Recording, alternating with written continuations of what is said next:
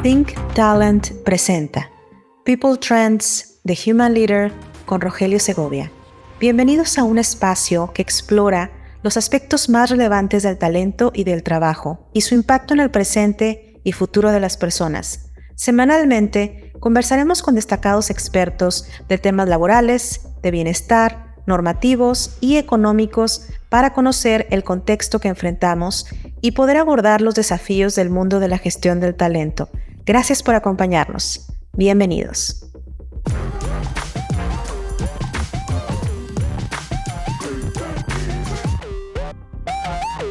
Hola, bienvenidos. ¿Cómo están? Bienvenidos a People Trends, un espacio que explora los aspectos más relevantes del talento y del trabajo y su impacto en el presente y en el futuro de las personas. Hoy es martes 27 de junio y vamos a platicar acerca de las noticias de esta última semana. Mucha información, esto ha estado muy activo y quiero empezar con un tema que es relevante para el país, específicamente para el estado de Nuevo León, y un anuncio que hizo la semana pasada Ternium. Ternium, a través de su presidente global, Máximo Bedoya, anunció una inversión en Nuevo León de $3,200 millones que va a estar destinado en su complejo industrial de pesquería. Aquí hay un tema que tenemos que ir resaltando o ciertos datos que tenemos que traer en mente. Primero, la empresa tan solo en la última década ha invertido cerca de $6,800 millones. Pero más allá del tema, ¿qué implica esto? Y aquí empieza a conectar con el tema laboral. Van a requerir 1,800 ingenieros y técnicos. ¿Se acuerdan que la semana pasada estábamos platicando de todo la complejidad que tenemos hoy en día en el estado para tener talento? Sigue llegando mucha inversión. 1,800 ingenieros y técnicos van a requerir una vez que se ejecute esta inversión de $3,200 millones. Aquí hay una cosa bien relevante que quiero resaltar. Acordémonos que esta empresa Ternium tiene su escuela técnica Roberto Roca y es una escuela que se ha dedicado desde el 2016, cuando arrancó operaciones, a formar el talento que necesitan, y de ahí han egresado 470 estudiantes en mecatrónica y electromecánica. Probablemente también recordarás que el director de la Escuela Técnica Roberto Roca ya estuvo con nosotros en Café, Notas y Conversaciones Live. Lo entrevistamos a José Efraín Castillo el 14 de marzo de este año, cuando estuvimos hablando acerca de los retos, desafíos y oportunidades del mercado laboral. Bueno, la creación de empleo sigue siendo muy intensa en el estado. Tenemos que seguir atentos, aguas a las organizaciones, porque cada vez está siendo más complejo obtener, poder atraer y contratar colaboradores. Tema bien relevante. Recordarán que la semana pasada platicamos acerca del reporte de Gallup y lo que esto implica, los números que estábamos viendo, el tema de engagement, el tema de burnout. Decíamos que es un reporte, el State of Work de Gallup, un reporte a nivel mundial, pero que hacen cortes específicos a nivel país. Está la región Latinoamérica, concretamente México, y también estuvimos platicando un poco de esto. Bueno, de hecho, a raíz de esta información se abrieron varias conversaciones donde de repente tenemos que tener claro cómo puedo empezar a utilizar reportes y bibliografía de estudios que se generan fuera del país, que se generan a nivel nacional. O sea, esa información, ¿cómo la empiezo a tomar yo y cómo la convierto en estrategia? No se trata de repetir números por repetirlos. Sí, es un riesgo tomar como propio lo que sucede en otras partes del país o del mundo y extrapolarlo a nuestra realidad. En todo el mundo escuchamos gran renuncia silenciosa, despidos, nearshoring, etc. Pero ¿esto qué significa en México? Definitivamente sí, son contextos diferentes, pero los fenómenos de manera general están sucediendo en todas partes. Nuestra tarea, nuestra chamba como especialistas en creación de estrategia de recursos humanos, hablando puntualmente de este tema, primero, es que somos seres humanos trabajando con seres humanos. Necesitamos, más allá de este tema de que seamos seres humanos trabajando con seres humanos, necesitamos puntualmente conocer información numérica y económica y cómo impacta dentro de la organización y de nuestra estrategia. Por eso el Foro Económico Mundial nos está diciendo más que nunca que tenemos que desarrollar el pensamiento abstracto. Es decir, cómo de información general podemos llegar a conclusiones puntuales para entender un poco más de este tema, escuchemos por favor a Guillermo Ceballos, director general de Talentica, quien nos comparte su opinión acerca de los estudios de trabajo. ¿Son fidedignos cuando los aplicas en México?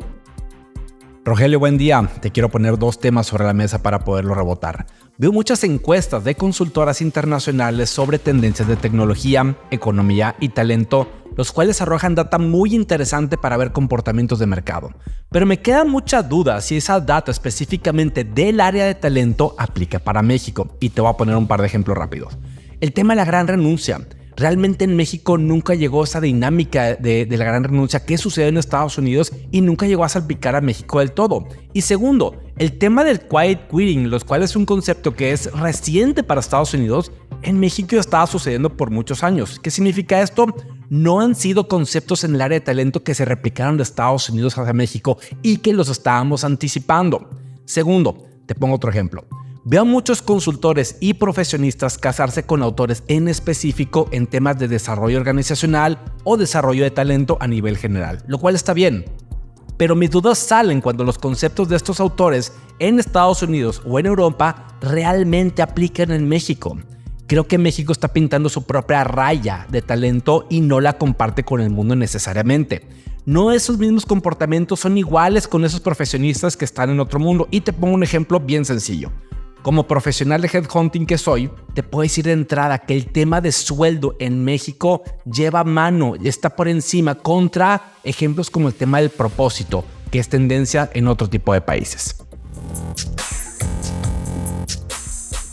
Hay un tema que a mí me llama mucho la atención y es el famoso lunes negro laboral o Blue Monday, y es esa sensación que empieza desde el domingo y donde nos empieza a doler el estómago, incluso el corazón se apachurra un poco y no nos sentimos cómodos porque al día siguiente tenemos que ir al trabajo, tenemos que ir a la oficina.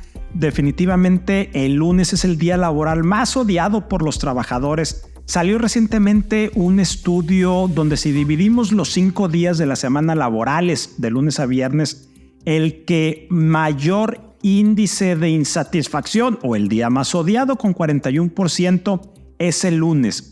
El día menos odiado pudiéramos creer que es el viernes, pero no, definitivamente es el jueves con 10% y le sigue ahí pegadito el viernes. Tener una carga laboral más alta que el resto de la semana o muchas reuniones al día y sobre todo muchas organizaciones que el lunes lo empiezan con una junta y además sentirte menos motivado, improductivo, son muchas de las razones por las cuales los trabajadores puntualmente en Latinoamérica, que es el enfoque de este estudio, hace que sientan el lunes un día tan pesado. Pero vamos a escuchar una experta en este tema, Liz Mendívil, quien nos comparte una reflexión acerca del Blue Monday y por qué es que normalmente no nos sentimos cómodos con ese día. ¿Eres de las personas que el domingo en la noche sienten terror a que llegue el lunes? ¿Te pone triste el inicio de semana? Te comento que no estás sola en el sentimiento. Según la encuesta de la red profesional SETI, aplicada a 1,000 trabajadores de América Latina, estás dentro del 41% de las personas que odian los lunes. Entre las razones que los encuestados reportan figura la falta de motivación, tener muchas reuniones ese día o incluso tener junta con el jefe. ¿Pero qué hay más allá de estas razones? Aquí algunas causas con las cuales quizá te identifiques. La primera es que los lunes estamos cansados del fin de semana. Queremos hacer tantas cosas que terminamos agotados. Otra causa es que no vives la armonía entre trabajo, familia y vida personal. Probablemente estás estresado, en burnout, tronado. Necesitas descansar y 2 días no son suficientes para que te repongas. Una de las causas más frecuentes es tener problemas en el trabajo, con tu jefe o con tus compañeros. Un mal ambiente laboral espanta a cualquiera. Otra es que vives para el fin de semana. Cuentas los días para que llegue el viernes y el lunes es para ti como darle un portazo a la vida real. Es como morir, así de fuerte. Finalmente, una de las causas más frecuentes es que no te gusta tu trabajo. Si te identificas con alguna de ellas, ¿qué puedes hacer? 1. Cierra el domingo con calma. Haz cosas que te gusten y relajen. 2. Date tiempo para planificar tus lunes, ordena tus tareas y hasta tu ropa. 3. Incluye los lunes una actividad que te motive, ir a cenar con tus amigos o tu pareja, o qué tal, lunes de cine. 4. Busca otro trabajo, pero mientras lo encuentras, dale un sentido a tus labores más allá del sueldo. Piensa qué virtudes te está ayudando a desarrollar. Para ti es imprescindible que a la par realices varias veces por semana una actividad que te apasione. Cuidar plantas, andar en bici, nadar, pintar. 5. Analiza qué está pasando en tu interior y busca ayuda de un psicoterapeuta si el temor a los lunes te está rebasando. Nos escuchamos en la próxima. Soy Liz Mendívil, psicoterapeuta humanista y speaker. Vámonos rápido con 2 temas que quiero que exploremos y tienen que ver con diversidad e inclusión, cosas que siguen siendo muy relevantes en nuestras organizaciones, en nuestro país y que tenemos que seguir trabajando y tenemos que tener enfoque. El primero de ellos son los entornos saludables de diversidad e inclusión en las empresas. Este mes de junio, recordaremos, se llevaron a cabo diversos eventos para promover la igualdad de derechos de la comunidad LGBT. Se celebra en junio porque es este mes, pero en 1969 ocurrieron los disturbios de Stonewall. Estos disturbios, que fueron en un bar puntualmente, fueron una respuesta a la represión policial y social que enfrentaban personas de la comunidad LGBT y marcaron un punto de inflexión en la lucha por los derechos y la visibilidad de esta comunidad. Es al día de hoy una situación que tenemos que seguir trabajando, tenemos que seguir enfocándonos, tenemos que darle visibilidad y tenemos precisamente que promover igualdad de derechos para todos nuestros colaboradores, especialmente para comunidades, para sectores que pueden ser un poco más vulnerables. Y para este tema vamos a escuchar a Daniel Verino, vicepresidente de Recursos Humanos de Latinoamérica en Clarios, quien nos comparte una reflexión bien interesante acerca de cómo seguir impulsando y promoviendo entornos saludables en nuestras organizaciones. A raíz de que estamos en junio, considerado como el mes del orgullo LGBTQ+, es necesario hablar de la importancia de seguir abriendo espacios de diversidad e inclusión en las organizaciones. Y esto no es un tema netamente de responsabilidad social, sino que impacta directamente en los resultados de las empresas. Si bien el espectro de poblaciones diversas es muy amplio, tomaré el momento en este mes para enfatizar la necesidad de tener igualdad de derechos para la comunidad LGBTQ+, dentro de nuestras organizaciones. De acuerdo con los resultados de la Encuesta Nacional sobre Diversidad Sexual y de Género, ENDISEC, del 2021, realizada por el INEGI, existen 5 millones de personas en México que se identifican como parte de la comunidad LGBTIQ+, de las cuales el 64% son parte de la población económicamente activa. Esto significa que existen más de 3 millones de personas LGBTIQ+ trabajando con nosotros. Un indicador crítico para cualquier empresa es la retención de su personal, pues esta permite garantizar en mayor escala la continuidad del negocio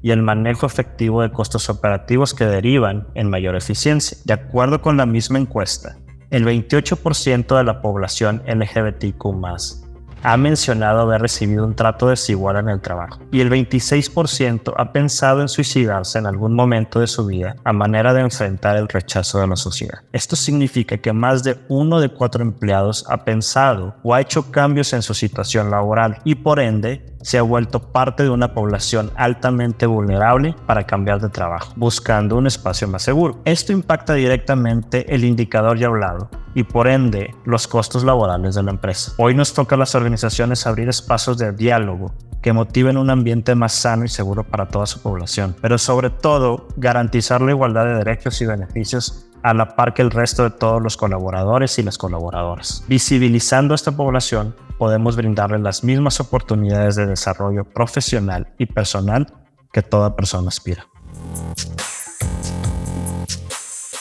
El otro tema que también quiero abordar es la paridad de género, el elefante de la habitación. Hace unos días, la semana pasada, puntualmente el 20 de junio, el Foro Económico Mundial publicó su informe global de brecha de género 2023.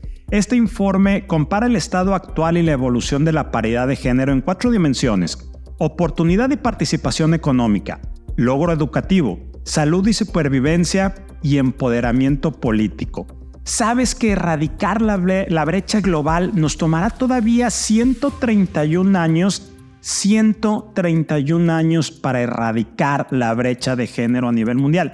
Lo peor es que indicadores que imaginábamos que estábamos avanzando, como puede ser el de la paridad de género en mercado laboral, realmente está retrocediendo. Esto ya lo habíamos escuchado desde el año pasado con el informe un informe muy similar de la consultora McKinsey que nos decía empresas y países que ya tenían avances considerables están retrocediendo, están yendo para atrás. Algo similar está sucediendo aquí específicamente en el indicador que tiene que ver con el mercado laboral. La paridad laboral aún se encuentra en el segundo punto más bajo desde la primera edición del índice en 2006. Pregunta cómo estamos en México, con la misma tendencia que tantos otros indicadores de diferentes ámbitos de nuestra vida nacional. Me duele decirlo, me duele reconocerlo. Vamos para atrás. Nuestro país pasó del sitio 31 al 33 en la clasificación general. En México vamos para atrás. Escuchemos a Norma Cerros, CEO de Womerang y autora del libro Rompe la brecha, su opinión acerca de este tema. El Foro Económico Mundial publicó, como bien lo dices, la semana pasada el Global Gender Gap Report, donde justo analiza la situación de 146 países en tema de paridad de género y cómo se ha venido cerrando la brecha de género en distintos sectores, ¿no? Vemos que en el caso de México bajó dos lugares, del lugar 31 al lugar 33. Y hubo otros casos como el de India, donde logró subir hasta 8 lugares. ¿Qué significa esto? Pues bueno, que tenían la oportunidad de lograrse colocar en una mayor representación de mujeres en puestos de legislativos o en puestos de administración ejecutiva, y que son como en la parte en la que logró crecer. En términos generales, la situación no es positiva, o sea, realmente mejoró un poquito con respecto del año pasado el pronóstico respecto de cuánto tiempo va a llevar cerrar la brecha de género de 35.6 a 131 años. Sin embargo, pues es todavía una generación de mujeres más que no va a lograr ver que se cierre la brecha de género. Esto comparándolo previo y post pandemia, ¿no? En el caso de México, la gran asignatura pendiente, gracias a que en 2014 se aprobaron las reformas legislativas sobre la paridad total en la representación de mujeres en el Poder Ejecutivo, Legislativo, Judicial, en niveles federal, estatal y municipal. Gracias a eso hemos logrado crecer un montón en representación de mujeres en el Congreso, al grado de que hoy México ocupa lugar top número 5 en este tema. Sin embargo, pues el gran reto sigue siendo la inclusión económica, ¿no? Y aquí la gran asignatura pendiente para el gobierno es el invertir en una infraestructura de cuidados que permitan a las familias el poder salir a participar indistintamente del género en el trabajo pagado, el hecho de que se sigan promocionando y promoviendo la participación de las mujeres en las carreras de ciencia y tecnología, que son donde existe una brecha de género o una brecha salarial de género mucho menor y donde los salarios son mejores pagados. Y por otro lado, el que también se puede eliminar de una manera más contundente el impacto del prejuicio de género en la contratación, en la retención y en los ascensos de las personas. Esas son las cosas en las que sigue siendo una asignatura pendiente muy grande y que lo podemos ver cuando volteamos a ver que en México las mujeres todavía siguen siendo, 30 puntos abajo de la participación económica con respecto de los hombres. Apenas hoy 46 de cada 100 mujeres tienen acceso al trabajo pagado, con respecto a 76% de los hombres. Y pues bueno, qué decir de la representación de mujeres en puestos de decisión en las organizaciones, los cuales sin duda siguen siendo todavía muy bajos. Y pues bueno, el impacto es que hoy por hoy las realidades que viven las mujeres no son tomadas en cuenta en esta toma de decisiones. Este tema quiero abordarlo muy rápido, pero no por ser relevante, sino sobre todo porque tiene que ver con un tema meteorológico y no, definitivamente no estamos dando el pronóstico del tiempo, pero sí vivimos la semana pasada en todo el país a nivel nacional una ola de calor terrible. Más allá de lo que esto representa para la salud de nuestros colaboradores y de sus familias, hay un tema que se volvió crítico. El sistema eléctrico nacional entró en emergencia. Y de acuerdo al CENACE, el Centro Nacional de Control de Energía, se declaró un estado operativo de alerta. ¿Qué significa esto? Que podría empezar a haber implementación de apagones programados. Más allá de la versión oficial, todo parece indicar, según notas de prensa, que sí se dieron en muchas regiones del país. Pero estos cortes están causando graves repercusiones en los servicios y en el tema de inversión. específicamente en ciudades del norte, del oeste y del sur de México. Y sobre todo que la falta de luz prolongada representa una preocupación importante para la inversión extranjera y generación de empleo. Y entonces aquí yo me hago la pregunta bastante retórica, por cierto, ¿es esta la solución a la escasez de mano de obra? Decir simplemente no tenemos luz, no podemos proveer servicios, no viene nearshoring, no se generan empleos. ¿Es como lo vamos a solucionar acaso? Más allá de lo retórico y lo provocativo definitivamente de esta pregunta, vamos a escuchar qué opina Daniel Ordaz, consultor, speaker, columnista, emprendedor y organizador de Disrupt HR en México, acerca de cómo viven los trabajadores en el mundo laboral la ola de calor, porque sí, hay una responsabilidad del gobierno, que es la que yo estoy diciendo en este momento, pero ¿y las organizaciones, las empresas, qué están haciendo? ¿Qué tan importante es el calor para determinar dónde trabajar o dónde no trabajar? Hace unos pocos años, haciendo un estudio de salario emocional para una empresa ubicada en la parte norte de zona metropolitana de Monterrey, nos dimos cuenta que durante el verano literalmente había fila para trabajar en esta empresa de origen sueco, y fue porque habían climatizado su nave. Sin embargo, terminaba la época de calor y empezaban a haber renuncias y empezaban a batallar para recontratar o contratar gente. Sin embargo, muchos de los que se fueron volvían después cuando empezaba el calor. ¿Por qué? Pues seguramente porque en el plan de compensación o la cultura o lo que quieras ver, eso ya lo determinamos muy a detalle, pero el caso es que estaban ahí por el aire acondicionado. Hoy en día, ¿cuántas empresas no hay que tienen a la gente trabajando a la temperatura ambiente? Y pues si nos vamos a quejar de que no quieren trabajar o que no quieren estar poniéndose la camiseta, pues habría que solidarizarnos con ellos. En mi casa nos quedamos sin electricidad de un viernes a lunes y aprendes a valorar las cosas de una manera muy diferente, ¿no? Entonces, este cambio climático acelerado que estamos viviendo, provocado por nosotros, pues no es una sorpresa, ya lo sabíamos, y lo que necesitamos hacer es preverlo, anticiparnos y adecuar las condiciones laborales para que la gente pueda trabajar con dignidad y no estar sintiendo que los estamos explotando. Vamos a entrar a temas laborales, reforma a la subcontratación. No sé si escuchaste o leíste una nota hace unos días acerca de un aparente revés de la Suprema Corte de Justicia a la Secretaría del Trabajo en temas de esta reforma que hubo hace poco tiempo acerca de la subcontratación hace algunos años. Es decir, la autoridad laboral, Secretaría del Trabajo y Previsión Social, aparentemente con lo que dice esta resolución, carece de facultades para definir qué debe entenderse por servicios u obras especializadas. Para esto, vamos a escuchar a Yeshua Gómez, líder de litigio laboral para México de EY, quien nos va a explicar qué significa este aparente revés de la Suprema Corte de Justicia de la Nación a la Secretaría del Trabajo en temas de la reforma a la subcontratación del 2021. El pasado 14 de junio del 2023, por unanimidad de votos, la Suprema Corte de Justicia de la Nación reafirmó la prohibición de manera general de la subcontratación de personal, insistiendo que solo se autoriza la prestación de servicios u obras especializadas, tal y como lo establece el artículo 13 de la Ley Federal del Trabajo, ahora reformado.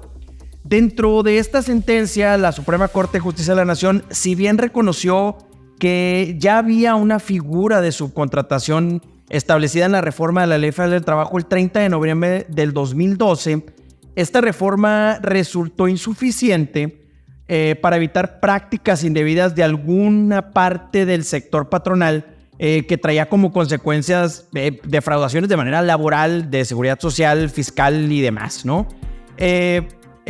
Y validó que las reformas realizadas a los artículos 12, 13, 14 y 15 de la Ley Federal del Trabajo persiguen un fin constitucionalmente válido que está relacionado directamente con la protección del derecho al trabajo de los empleados, pues permite que el trabajador ubicado dentro de una relación de subcontratación no quede desprotegido respecto de obtener un salario digno.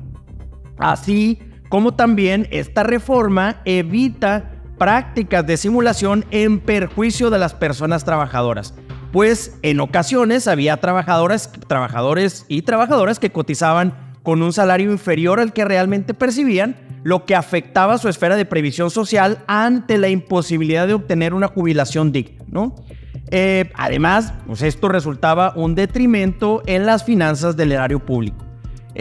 Asimismo, insistió y ratificó que estas reformas no transgreden para nada el derecho de igualdad y de no discriminación previstos en el artículo 1 y 16 constitucional, pues aun y cuando la ley, en efecto, prohíbe la subcontratación de personal, sí está permitida la prestación de servicios y obras especializadas siempre y cuando, como recordarán, estos servicios u obras especializadas no formen parte del objeto social o de la actividad económica preponderante de las empresas. Y finalmente, una situación que a mí en lo particular me llamó muchísimo la atención es que dentro de la propia sentencia dice que aun y cuando la Secretaría del Trabajo y Previsión Social es la encargada de expedir las disposiciones de carácter general respecto de los procedimientos del registro, del REPSE, esta Secretaría no tiene las facultades para definir qué debe entenderse por servicios u obras especializadas. Recordarán que la Secretaría del Trabajo se ha encargado de dar un par de criterios de que ellos consideran que por el simple hecho de estar físicamente en las instalaciones del prestador, ellos consideran que es susceptible de REPSE, ¿no? Entonces, totalmente, digamos, importante este razonamiento y esta disposición que hace la Secretaría, la Suprema Corte de Justicia, al insistir que esta Secretaría, la Secretaría del Trabajo, no tiene las facultades para definir qué debe de entenderse o no por servicios u obras especializadas. Hay un tema que yo he estado insistiendo mucho desde el año pasado, antes de que empezáramos a hablar del ChatGPT, inteligencia artificial generativa y etcétera, antes de todo aquello que el día de hoy está haciendo una nueva revolución tecnológica de pensamiento cognitiva, yo lo he venido diciendo con insistencia. Las empresas necesitan un director de ética. Ojo, no un director legal, no un director de compliance, un director de ética que ayude a tomar decisiones morales y filosóficas acertadas en relación con las partes interesadas que forman la organización. Es decir, cuando la inteligencia artificial generativa nos pida que tomamos diferentes decisiones porque nos está ayudando a procesar data en cuanto a colaboradores, en cuanto a clientes, en cuanto a comunidades donde interactuamos, ¿qué decisión debemos de tomar? ¿Una decisión utilitaria? ¿Una decisión moral, humana, filosófica? ¿Quién nos va a ayudar a dirimir ese tema? Mientras eso sucede, la inteligencia artificial generativa, ¿hay que tenerle miedo? ¿Debería de tener derechos? Vamos a escuchar el apunte de José Luis Cisneros, doctor en filosofía y catedrático de la Facultad de Filosofía y Letras de la Universidad Autónoma de Nuevo León respecto a este tema, dilemas éticos con nuevas tecnologías. Verás, todo el tiempo tomamos decisiones morales. Se trata de poner en juego aquellas certezas y aquellas posturas que manejamos constantemente para afrontar la vida. La idea básica de una decisión moral consiste en, como dicen hoy, posicionarnos, es decir, asumir una postura frente a algún problema o frente a alguna posibilidad que nos pueda parecer problemática. Cuando un dilema moral se presenta, o un dilema ético propiamente dicho, pues lo que tenemos enfrente es la impostergable posibilidad de que no podamos seguir por el mismo camino, que tengamos que tomar alguna decisión de cambiar de rumbo, detenernos o simplemente continuar por donde íbamos, pero sabiendo que existía otra opción. Por ejemplo, ahora las inteligencias artificiales nos han puesto en duda la pertinencia de algunas de las actividades que pues creíamos solo eran posibles por un ser humano. La inteligencia artificial toda la automatización en las empresas, incluso la comunicación rápida y expedita, nos han puesto en la problemática de que en algunas ocasiones estos procesos o estas inteligencias artificiales pueden tomar las decisiones por nosotros, dejándonos ante una circunstancia que a mucha gente no le podrá parecer adecuada. Lo que a mí me parece interesante es por qué habríamos de despreciar a aquello otro que se presenta como una inteligencia. ¿En verdad vamos a ser discriminadores con ello? ¿Vamos a ejercer violencia sobre una inteligencia que se va apareciendo y que, como si estuviera en pañales, nos pide un lugar y un espacio, así como nosotros lo pedimos frente al ecosistema y a nuestros congéneres? Hay que empezar en esto. Y finalmente, ya antes de irnos, no podemos dejar de hablar de economía ya para retirarnos. A ver, vamos a escuchar a Ángel Mas, director de estudios económicos de Grupo Único y creador de contenidos de LinkedIn, acerca del impacto en temas de empleo y crecimiento económico de dos noticias relevantes dadas a conocer la semana pasada. No sé qué tanto pudiste observarlas, fue ya a finales de semana que salió este tema. Dos puntuales: la Junta de Gobierno del Banco de México decidió mantener el objetivo para la tasa de interés interbancaria a un día en 11.25 por unanimidad, siguiendo un poco lo que había hecho días antes su símil, el Banco de Gobierno de la Reserva Federal de los Estados Unidos, de no hacer cambios. Aquí, en este sentido, los analistas, los expertos estaban apuntando que se iba a ir. Pero ¿esto qué significa en temas laborales y de empleabilidad? Y el segundo, la inflación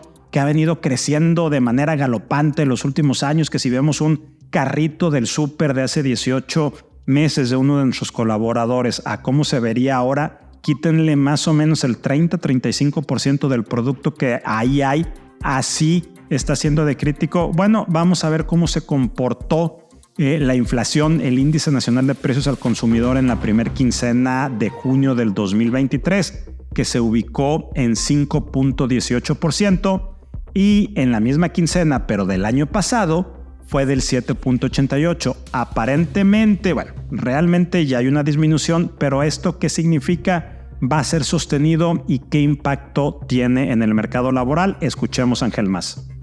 Entre temas económicos financieros conectados con el mercado laboral, destaco que el pasado viernes 16 de junio, Fitch Ratings ratificó la calificación soberana de México en BBB- en escala global, y la perspectiva se mantuvo estable. Con esto, México conservó su grado de inversión, pero ¿qué significa o implica este hecho? Concretamente, ser un país con grado de inversión es como ser una persona popular y confiable en el mundo financiero. En otras palabras, significa que los inversionistas confían en tu estabilidad y te ven como una apuesta segura. Esto obviamente trae beneficios económicos, como más inversión extranjera y mejores condiciones para obtener préstamos. Es algo a lo que muchos países aspiran, ya que puede impulsar el crecimiento y el desarrollo económico. Sin embargo, ¿qué factores podrían provocar que se perdiera el denominado grado de inversión? Al respecto, la calificadora señaló un debilitamiento en la coherencia y credibilidad del marco de políticas. Por ejemplo, si las intervenciones poco ortodoxas se generalizan, podrían afectar negativamente las perspectivas de crecimiento económico. Por su parte, el jueves 22 de junio, un par de notas. Ese día, el INEGI informó que en la primera quincena de junio del presente año, el índice nacional de precios al consumidor se ubicó en 5.18%, mientras que el componente subyacente, es decir, aquel que elimina el sesgo por volatilidad, se colocó en 6.91 a tasa anual. Si bien ambos indicadores muestran un comportamiento favorable, todavía se encuentran relativamente en niveles elevados, por lo que a título personal se tendría que repetir ese fenómeno en los siguientes meses para que se marque o efectivamente se corrobore una tendencia a la baja. En ese contexto, ese mismo día, pero horas más tarde, Banco de México decidió mantener la tasa de interés interbancaria a un día en 11.25%, en línea con las expectativas de los analistas, y señaló textualmente que entre los riesgos globales todavía se destacan la prolongación de las presiones inflacionarias, que el panorama inflacionario continúa siendo muy complejo y que para lograr la convergencia ordenada y sostenida de la inflación general a la meta de 3%, Banco de México considera que será necesario mantener la tasa de interés de referencia en su nivel actual durante un periodo prolongado. Y por esta semana hemos terminado. Muchas gracias por acompañarnos en este episodio del martes 27 de junio, People Trend semanal. En poco menos de 30 minutos aproximadamente ya estamos informados de los temas más relevantes del talento y del trabajo y su impacto en el presente y futuro de las personas, y sobre todo cómo nosotros vamos a empezar a convertir esto en una estrategia de negocio desde nuestra perspectiva de recursos humanos. Gracias, soy Rogelio Segovia, nos escuchamos la siguiente semana.